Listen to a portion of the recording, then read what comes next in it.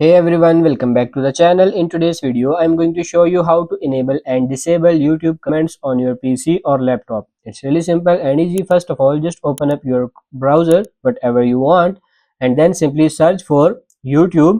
Come to the youtube.com and now make sure you are signed into your account. Now tap on your profile picture in the top right corner. Go for this YouTube Studio here.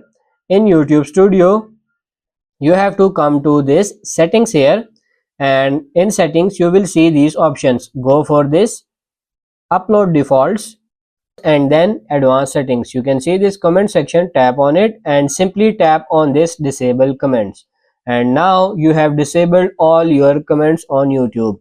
You can tap on it again, and if you want to enable, just tap on this allow all comments and you have enabled it. So that's pretty much it for this video. I hope this video was helpful. If it is, like it and subscribe to the channel. Thank you.